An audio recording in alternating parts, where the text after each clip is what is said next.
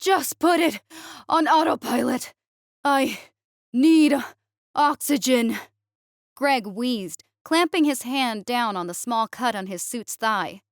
Claw! Duran swore. I told you a soft, weak flesh human would be a burden. We should have just hired a Pernian pilot instead. Oh, silence your complaints. Scaleless Greg has flown me through more tight spots than any Pernian could. Derlin shot back. The two Alpernian reptiles were brothers, and they argued like it. They were covered in thick blue scales and stood 3 meters tall on reverse-jointed legs. Their 2 long arms had clawed hands at the ends, and their long, slim faces tapered into a point.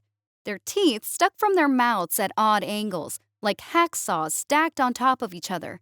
Duran swore again and pushed Derlin, sending him stumbling backwards. I say we just kill him now! I have watched him and learned how to fly this human space truck. Why go to a restricted planet that has an open bounty on all smuggler kind? Single-brained human slicing his preservation suit while trying to cut his food into pitiful small pieces. Not worth dying over. Let's just end him and be done with the problem. Duran argued while his brother recovered from the push. No, he may be soft and weak and stupid, but I will not allow harm to come to him. Have you forgotten our honor, brother? Derlin yelled, throwing himself across the ship's hold, startling his brother and knocking him to the floor. Will you idiots fight later? I'm dying here, Greg forced out between gasps. Oh, forget it. I'll do it myself. The 2 giant reptiles ignored him and continued wrestling on the floor. Shaking his head, their human pilot dragged himself across the floor and into the pilot's chair. He punched a few buttons in rapid succession, and an automated voice chimed through the cabin. Autopilot engaged. Destination, Earth. Destination designation, deadly. Pulsing sublight engines in 3, 2, 1, pulse. Both Alpernians flew backwards off their feet and slammed into the rear wall, knocking the wind from them and ending their scuffle. After a moment, they exchanged a tense glance. Derlin spoke up. Pilot Greg, I have never heard of this Earth. Your ship said the planet is deadly. Earth is my home world, Greg forced out. It's not so bad as... Human Greg? Derlin asked, concerned. He pushed his way across the cabin towards the pilot. He could see the human gently breathing, his eyes closed. The lack of oxygen had pushed him into unconsciousness. Before the reptile could do anything, the ship lurched and exited sublight speeds. Both brothers stumbled slightly and turned to look through the viewport at the front of the cabin.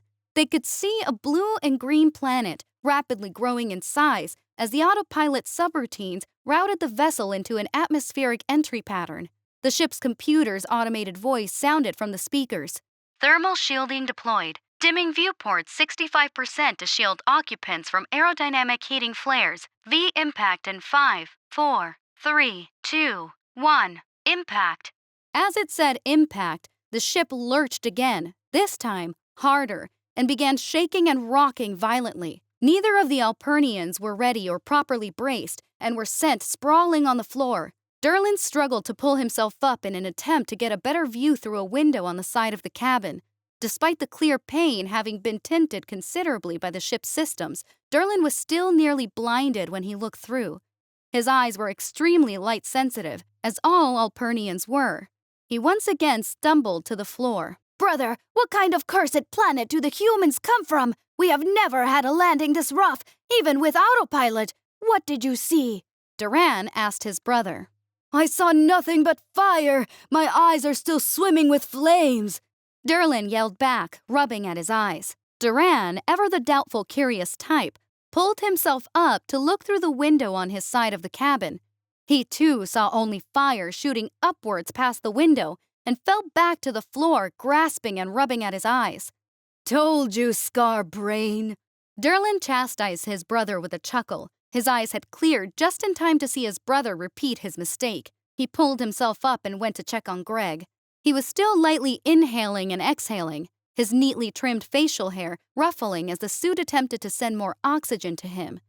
His eyes rolled beneath the soft fleshy peels that covered them, and his bald head was beginning to go pale in color. Derlin looked at the console in front of the human pilot and saw that he had plotted a course to the northern section of somewhere called Ontario, Canada.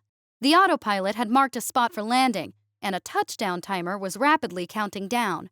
Derlin didn't like trusting the ship's autopilot, but it was all they had. Neither he nor his brother knew the art of spaceflight. That had been how they ended up with Greg, and why Derlin was determined to save him.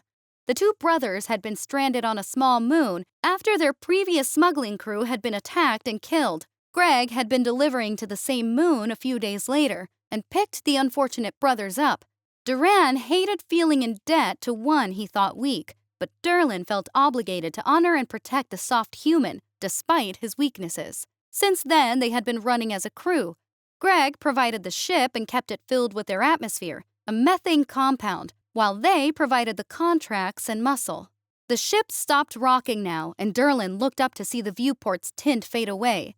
He gasped as he did, for now, instead of white-hot flames, he saw a vast tundra stretching out around them.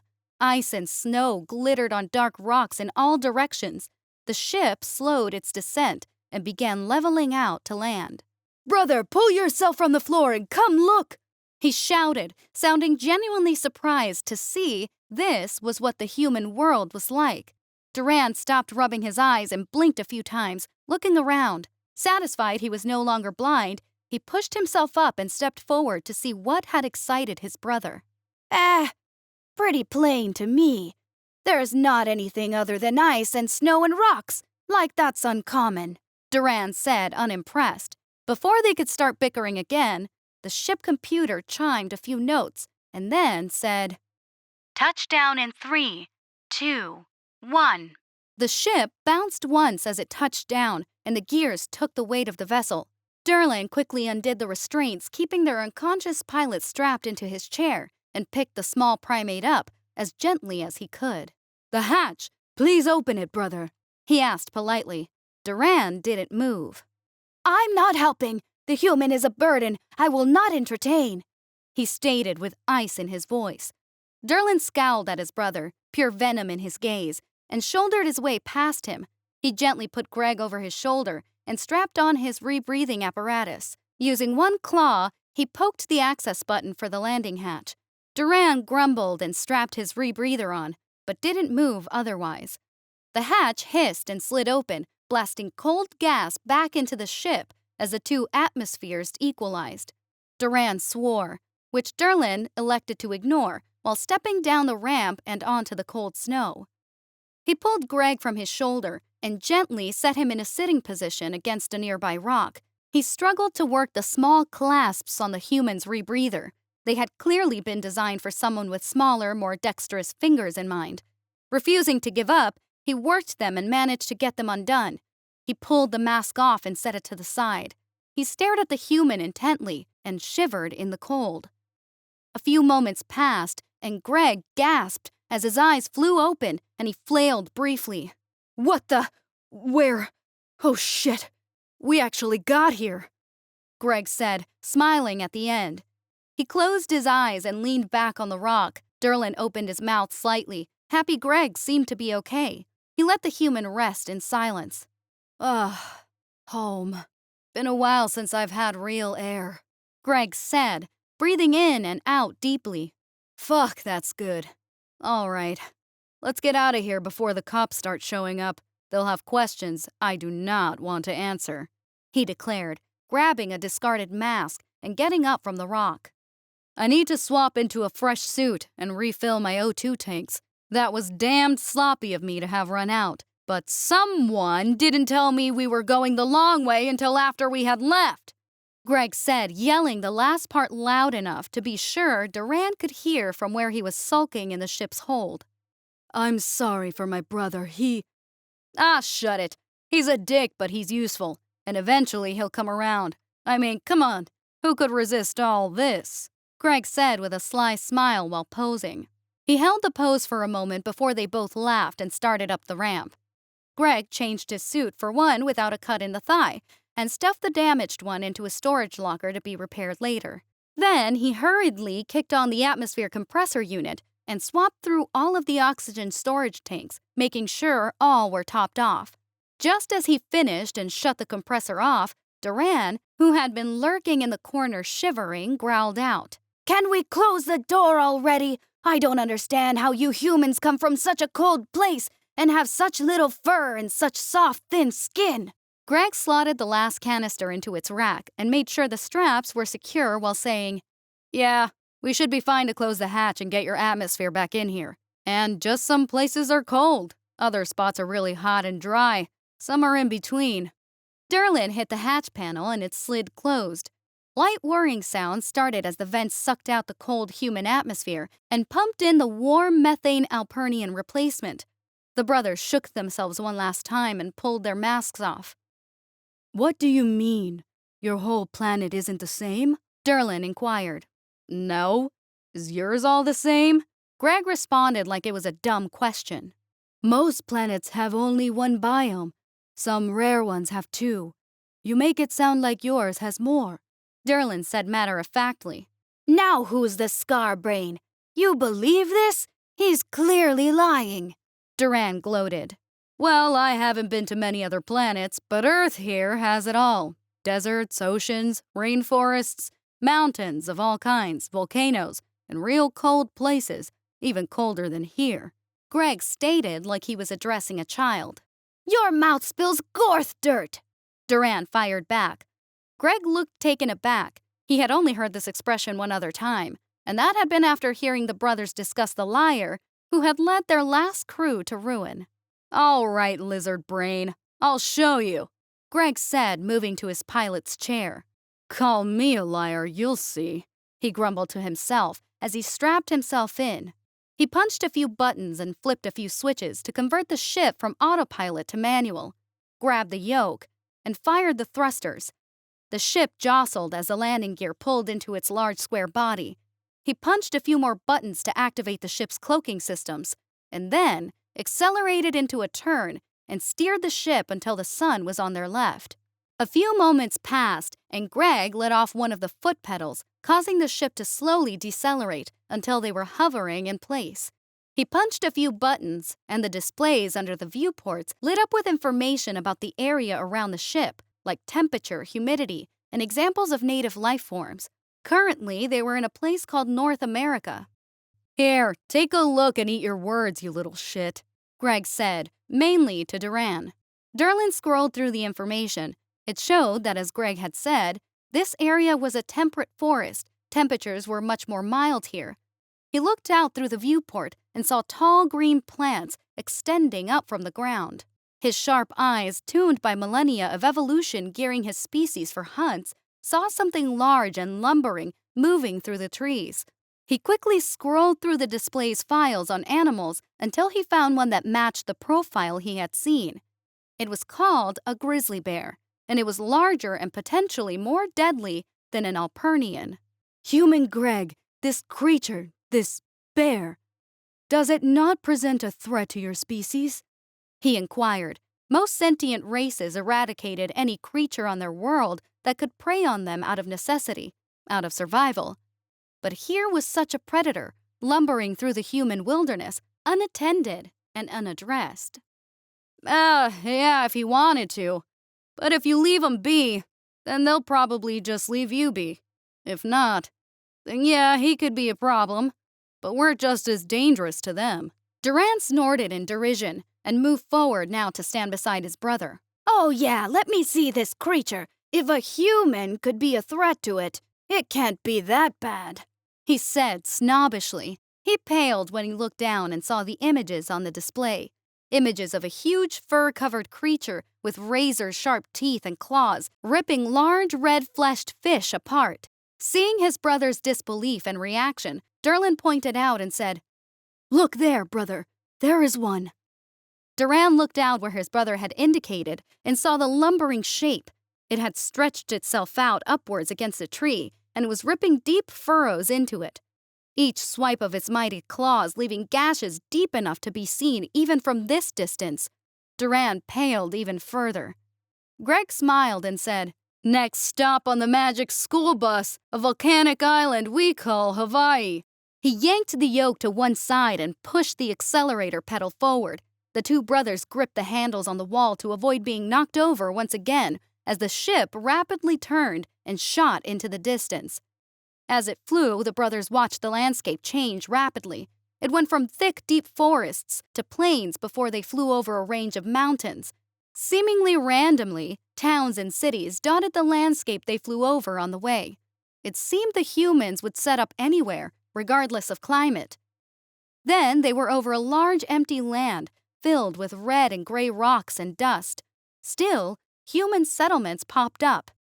"Greg, do your people not struggle living in some of these places?" Derlin asked. It seemed to him some places would be far more hospitable than others.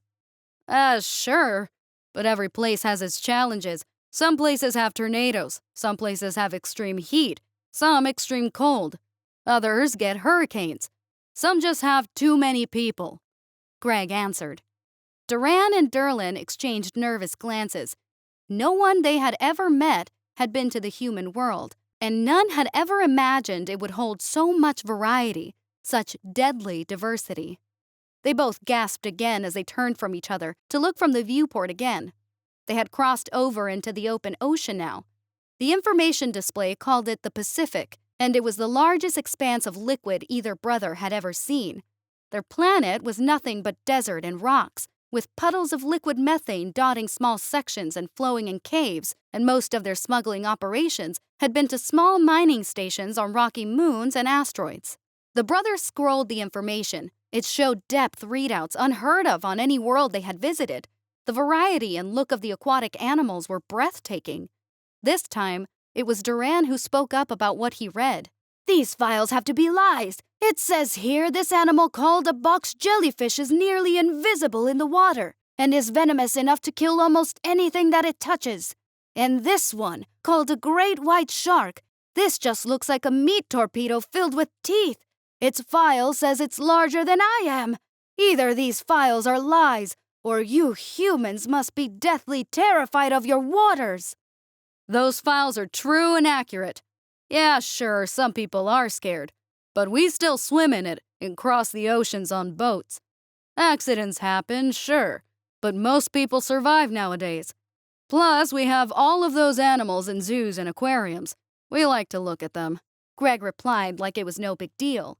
Duran's jaw hung open. The thought of a human going up against any of the creatures they had spoken of, and not only surviving, but taking down or capturing these animals, went against every notion he had about the primates. None of the humans he had ever met appeared threatening in any way, and none had boasted of their species accomplishing such valorous hunts. But the files contained images and videos of exactly what Greg had said. "And we're here. Welcome to Hawaii, boys," Greg said, throttling the engines down until they were hovering over an island in the middle of the endless expanse of liquid. A few more islands could be seen around them, but the one they hovered over now had a large black mountain reaching from near its center. The mountain was defined by a crater in the center of its peak. Molten rock bubbled and occasionally spewed small globs from a pool in it. To Derlin, it looked like it would erupt at any moment, which puzzled him as he could see human buildings and vehicles spread around the island. Tourists were near the peak, posing and taking pictures. "Surely these humans are in danger here. Do they live here? Why would they build here, sandwiched between fire and ocean filled with death?" Derlin spilled the questions out in amazement. "Nah, they're fine unless the volcano goes off, which has happened. But again, most people survive and we just rebuild. Yes, some people live here. Why not build here? It's fun and the ocean is nice," Greg said with a shrug. Duran shook his head. "Either your species is just insane, or you're all a lot tougher than I thought." Greg pursed his lips for a moment thoughtfully, laughed and said, "Both. Yeah, it's both. Actually, that gives me an idea. Let's head down under, to good old Australia. If you thought the stuff you've seen so far is wild, buckle up. We're going to make a couple stops on our way." Once again, he pushed the accelerator pedal down, and the two Alpernian smugglers had to grip the safety handles on the walls to maintain their footing. They raced over more open water, passing small islands on their way. As they did, The display populated information on small groups of humans who lived on some of these islands, somehow eking out an existence from such small sandbars largely cut off from the rest of the world. Look, brother, humans live even in these fruitless places. They must be worth more respect than you've shown them, Derlin asserted, boxing his brother's shoulder. Duran grumbled but didn't actually say anything in response. Still flying over the Pacific, the brothers flicked through more files about the humans' oceans. After a moment, they paused together on the same set of files. Files that documented humanity's trips into the crushing depths of this liquid mass. Informations about the abyss scrolled past their eyes, blowing them away. The pressures alone at those depths were more than any discovered species had dared to explore. Yet it seemed the humans chose to do so with some regularity. Sometimes just for tourist trips, sometimes in vessels they called submarines, and sometimes just in flimsy suits with oxygen tanks strapped to their backs. Derlin's jaw hung open. Duran looked angered. He had never liked being proven wrong, and his opinions on humans were being invalidated at literally every turn of the ship. Derlin, seeing his brother's ire grow, spoke up to cut him off. Do your humans just build and go wherever they want? Regardless of the danger? How can they survive these deep scuba dives? Your bodies are not made to resist pressure like that, and the suits do not seem structurally sound. Basically, yeah. Sometimes just to prove to ourselves we can. We just like showing off our resilience to each other. It's empowering. As for the scuba dives, as long as we go really slow and careful, it's fine. Our bodies adjust on the way. The real danger starts when things start moving faster than our bodies can adapt to, Greg explained. Klah! Duran swore again. He had found the files on what the humans called decompression sickness, or the bends, as humans called it. The information within confirmed exactly what Greg had said. Derlin turned back to his console to search the index. He stumbled onto an article on massive creatures called whales. He read through it, shocked to see such a massive animal in the human world, especially such massive creatures that usually weren't all that predatory. However, according to the files, its size made it a target for human predation. Evidently, the humans had been so prolific in hunting these behemoths that human governments had outlawed the hunting of them to preserve the species. The files clarified that while this had helped, some humans continued the practices.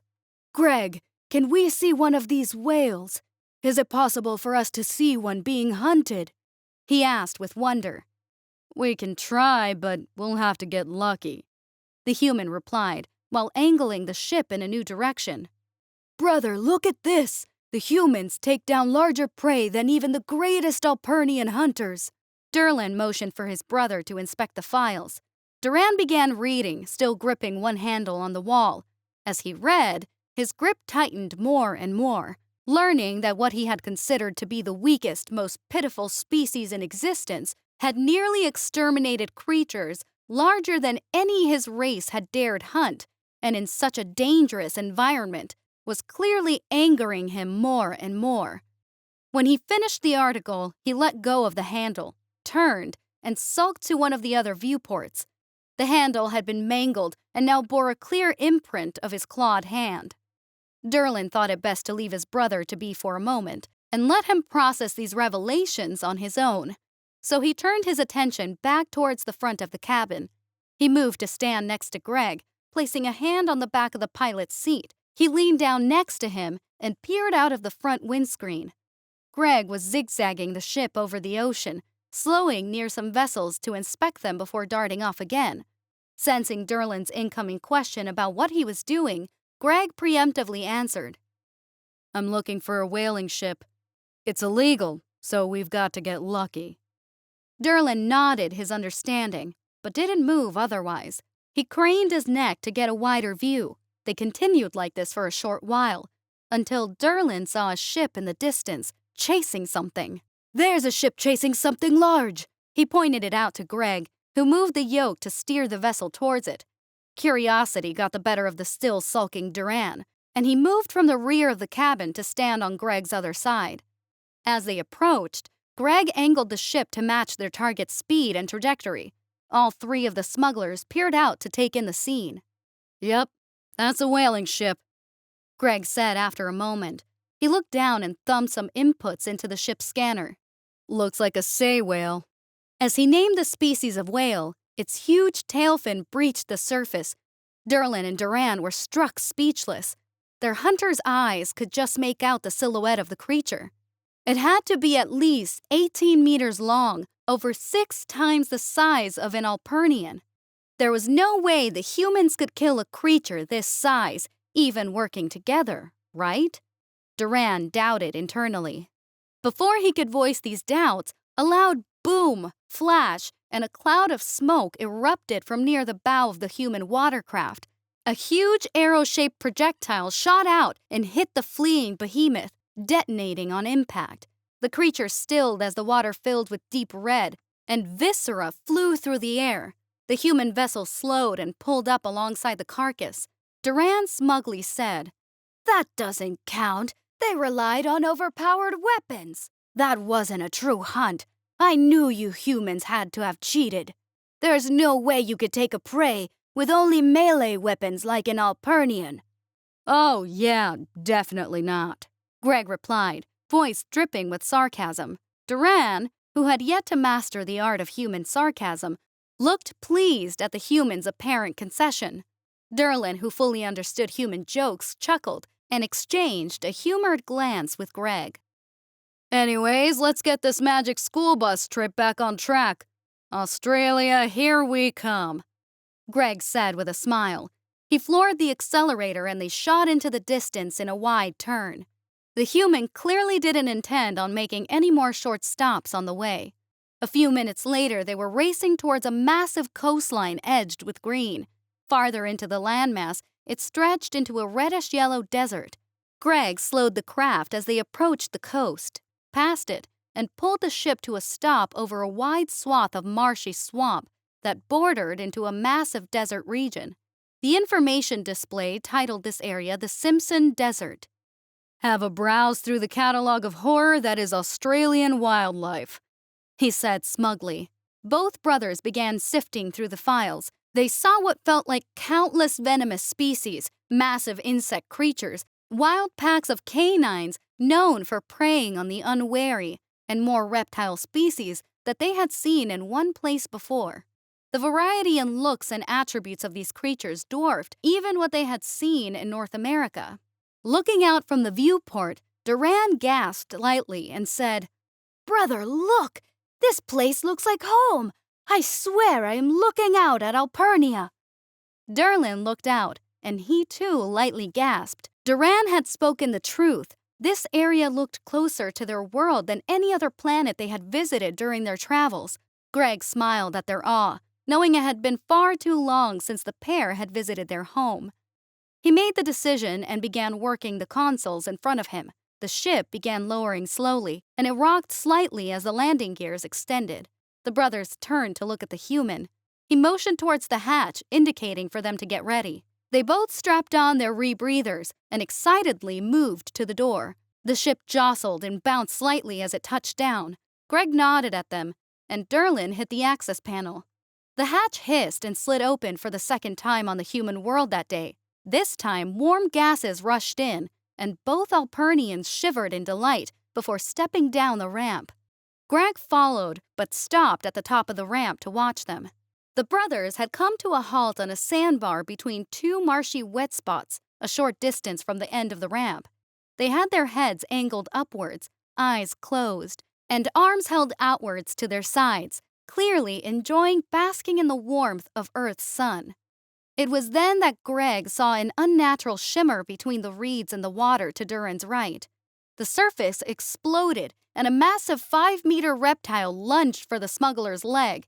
Its massive jaws, which bore a striking resemblance to the Alpernians, clamped down on Duran's ankle. He screamed, and his eyes shot open as the massive lizard pulled him to the ground, dragging him towards the water. Greg sprinted down the ramp and across the sands. He threw himself on the aquatic predator's back, straddling it. Derlin had likewise sprinted over, but was grabbing his brother by the shoulders, playing a morbid version of tug-of-war with the crocodile, using his brother as the rope. Greg pulled his knife from his sheath on his belt and began stabbing at it. The beast's hide was tough and thick. Swearing, Greg lowered his torso down to the reptile's back and reached around its shoulders and neck. He plunged the knife upward through the softer skin at the base of the skull and pulled, slicing it open. It went still, and Derlin was able to pull his brother from its grasp. What the Gorth lover was that? Derlin swore, pulling his brother up from the sands. Duran's leg was bloodied and bore several marks from where the creature's sharp teeth had punctured his scales. Saltwater crocodile, Greg said, pushing himself up from the reptile's back. His arms were covered in blood. He stood and wiped the knife off before returning it to its sheath. Get him on the ship. We need to leave. They're a protected species. We need to be gone before they find it, Greg stated coldly. Duran tested his leg, and it took his weight. He pushed his brother's arm off and turned to face the human. Greg looked at him questioningly. And then Duran did the last thing Greg expected. He bowed deeply and clasped one arm over his chest, fist closed. Both Derlin and Greg were shocked. Duran had never shown a human this kind of respect. Rising from the gesture, Duran said, "I was wrong about you, scaleless Greg. You are not weak, and your species has many hunts to be proud of, this one among them. Your planet has proven that, and you have my respect. We are your crew now." Great. Now get your ass on the ship and get that leg patched up. I don't want you bleeding all over my Italian leather upholstery, Greg said with a wide grin. He knew the grouchy brother would take that response better than a touchy one he'd find embarrassing. All three smugglers burst into laughter, boarded the ship, and then took off into the skies.